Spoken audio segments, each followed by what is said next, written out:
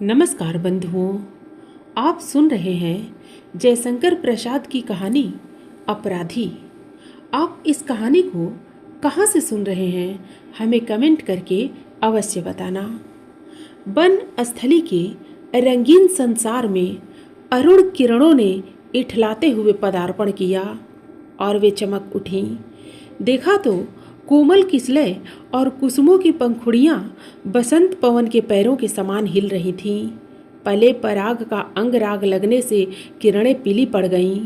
बसंत का प्रभात था। युवती कामिनी मालिन का काम करती थी, उसके और कोई न था। वह इस कुसुम कानन से फूल चुन ले जाती और माला बनाकर बेचती। कभी कभी उसे उपवास भी करना पड़ता, पर वह यह काम न छोड़ती। आज भी फूले हुए कचनार के नीचे बैठी हुई अर्धविकसित कामिनी कुसुमों को बिना बेधे हुए फंदे देकर माला बना रही थी। भंवर आए, गुनगुना कर चले गए। बसंत के दूतों का संदेश उसने न सुना।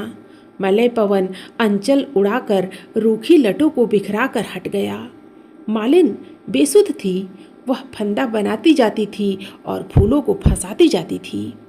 द्रुत गति से दौड़ते हुए अश्व के पद शब्द ने उसे त्रस्त कर दिया। वह अपनी फूलों की टोकरी उठाकर भयभीत होकर सिर झुकाए खड़ी हो गई। राजकुमार आज अचानक उधर वायु सेवन के लिए आ गए थे। उन्होंने दूर ही से देखा, समझ गए कि वह युवती त्रस्त है। बलवान अश्व वहीं रुक गया।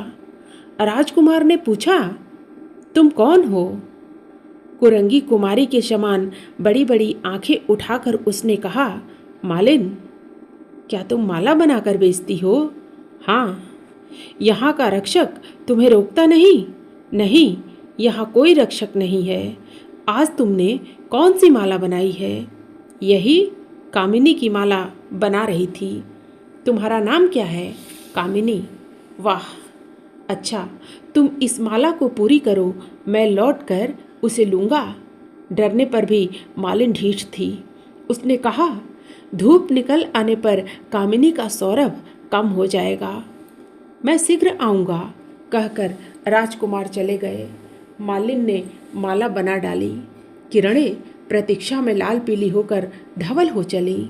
राजकुमार लौट कर नहीं आए। तब उसी ओर चली जिधर राजकुमार गए थे। युवती बहुत दूर न गई होगी कि राजकुमार लौटकर दूसरे मार्ग से उसी स्थान पर आए। मालिन को देखकर पुकारने लगे, मालिन, ओ मालिन। दुरागत कोकिल की पुकार सा वह स्वर उसके कानों में पड़ा था। वह लौट आई।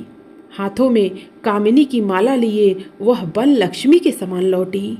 राजकुमार उसी दिन सौंदर्य को सकुतूहल देख रहे थे। कामिनी ने माला गले में पहना दी। राजकुमार ने अपना कौशेय उषरीस खोलकर मालिनी के ऊपर फेंक दिया। कहा, जाओ, इसे पहन कर आओ। आश्चर्य और भय से लताओं के झुरमुट में जाकर उसने आज्ञानुसार कौशेय वसन पहना। बाहर आई तो उज्जवल किरणें उसके अंग अंग पर हंसते हंसते लोटपोट हो रही थीं। राजकुमार मुस्कुराए और कहा, आज से तुम इस कुसुम कानन की वन पालिका हुई हो, स्मरण रखना।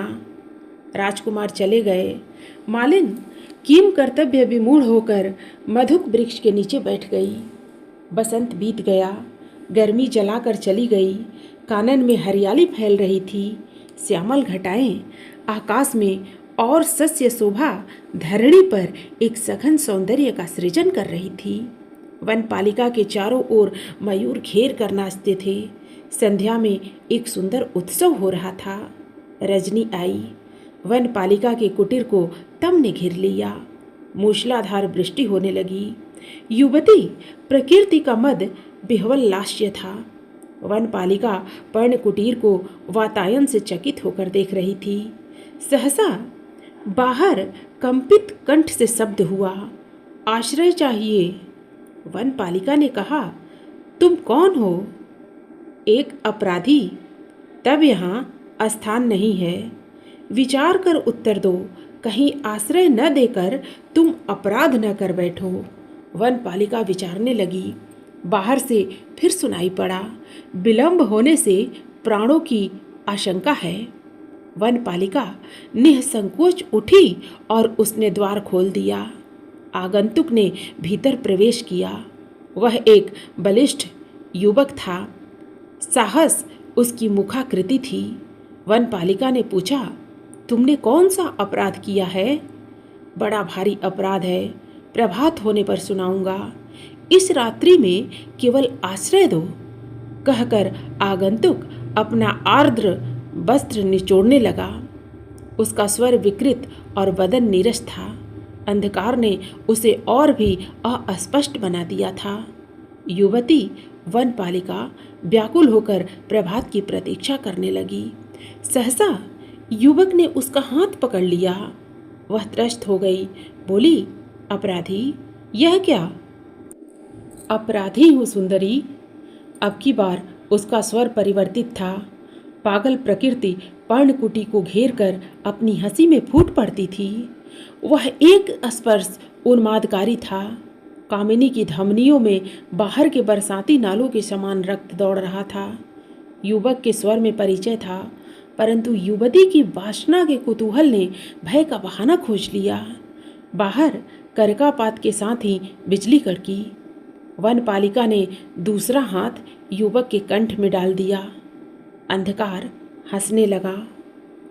अभी आप जयशंकर प्रसाद की कहानी अपराधी सुन रहे थे।